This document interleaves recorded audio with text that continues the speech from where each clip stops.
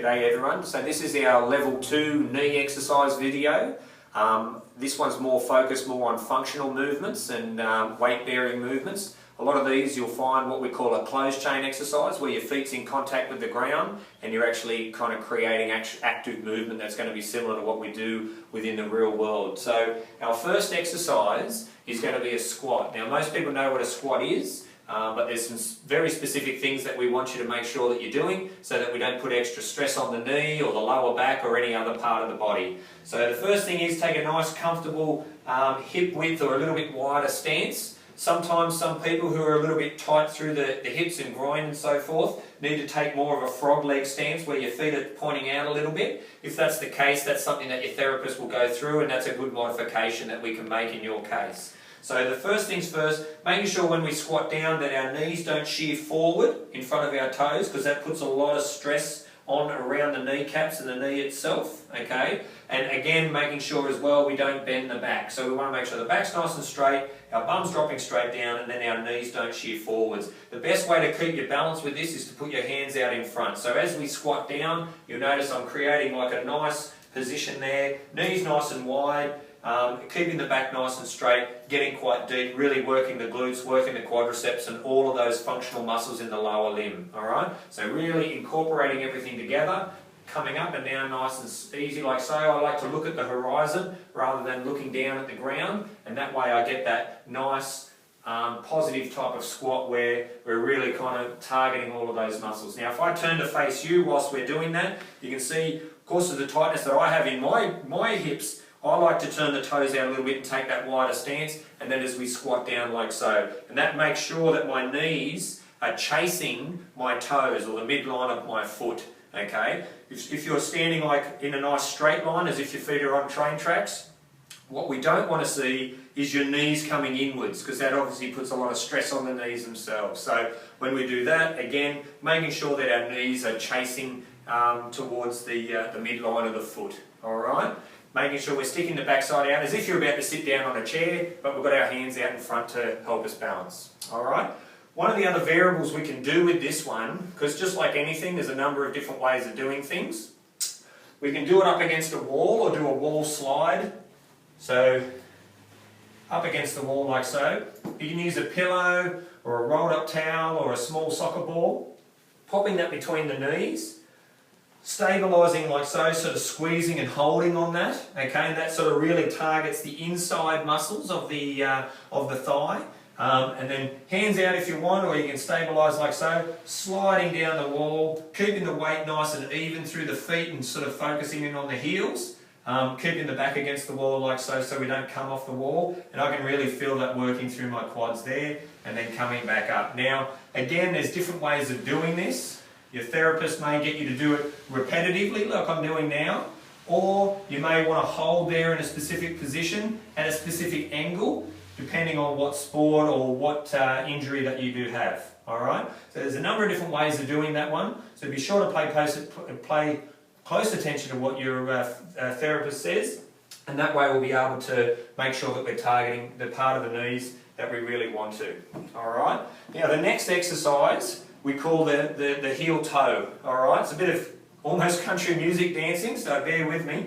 So the idea of this one is to stabilise the quad and stabilise the knee. It's going to stop us wanting to deviate inwards, okay? But at the same time, it's going to teach us actually part of that normal walking or gait pattern. So we put our weight back into the back corner of our heel that we're standing on. So in this case, you'll see I'm back in the back right corner of my heel there.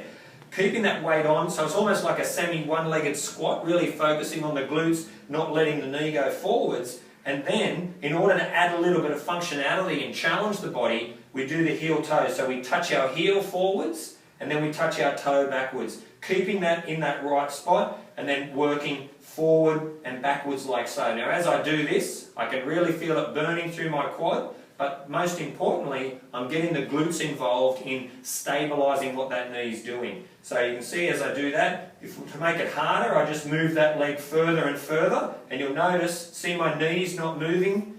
I'm not sort of swinging side to side or going forward and backwards. It's teaching me to be stable during that movement.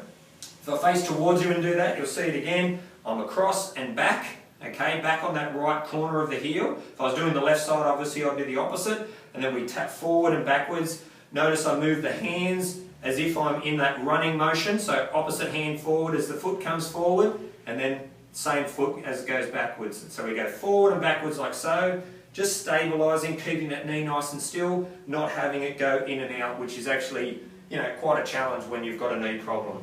All right, now, next exercise.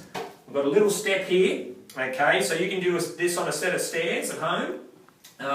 So as we stand up on here, this is going to be what we call a step down, okay? So rather than step up, we're actually focusing on the downward movement. So as we stand here, there's two ways of doing it. You can either do it as if you're pointing off the edge of the set of stairs, if the stairs were going down towards the camera. So I basically squat down, touch, and then back up again.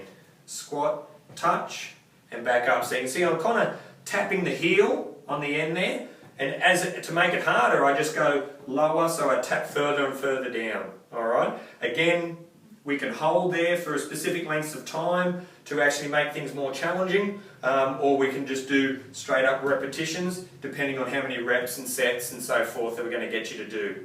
Similarly, if we want, we can stand sideways on the step, where we start up nice and high, and then again, dropping forwards and back up. Now you can see it's exactly the same movement, in that my heel's coming forwards. I'm not trying to squat and go that way, because you can see as soon as I do, my knee goes forward over the toes, which is bad news. So we've got to keep the weight back on the heel as we go down, and that's going to help sort of stabilise everything. There's a degree of balance involved with this one, so it's quite a good little exercise to ensure that we're getting everything working well. Alright, now for the next exercise, we're doing some lunges. Now, again, there's various ways of doing these. So I prefer to do what we call a reverse lunge. Classically, people do lunges and they're stepping forward and walking across a room.